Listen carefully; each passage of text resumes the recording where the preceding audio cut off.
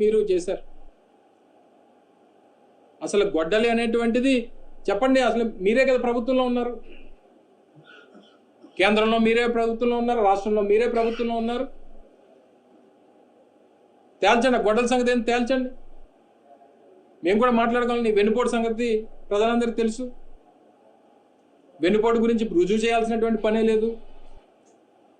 మీ వెన్నుపోటు గురించి ప్రపంచ దేశాలన్నీ తెలుసు. జగన్మోహన్ రెడ్డి గారు, రాజశేఖర రెడ్డి గారు మరణించిన తర్వాత ఆయన ఆశయాల కోసం, ప్రజల ఆకాంక్షలకు అనుగుణంగా ఈ రాష్ట్ర భవిష్యత్తు కోసం సొంతంగా పార్టీని స్థాపించి రాష్ట్రంలో ఒక ఎమ్మెల్యే ఒక ఎంపీ ఉన్నటువంటి జగన్మోహన్ రెడ్డి గారు 2019కి వచ్చేసరికి ఒంటరిగా 151 మంది ఎమ్మెల్యేలని 22 మంది ఎంపీలని గెలిపించినటువంటి ఘనత జగన్మోహన్ రెడ్డి గారిది. అయితే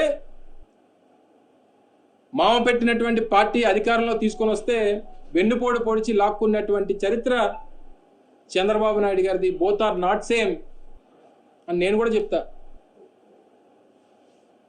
ఒంటరిగా 151 సీట్లు వచ్చినటువంటి జగన్మోహన్ రెడ్డి గారికి 3-4 కలుపుకొని వచ్చినటువంటి మీకు ఉన్నటువంటి తేడా ప్రజలందరికీ తెలుసు. Both are not same. మేము తీసుకొచ్చినటువంటి అమ్మఒడి పథకం లక్షలాది మంది రాష్ట్రంలో ఉన్నటువంటి మహిళలకి న్యాయం చేయాలని, వాళ్ళ పిల్లలకి విద్యార్థులకి చదువు చెప్పించాలని చెప్పి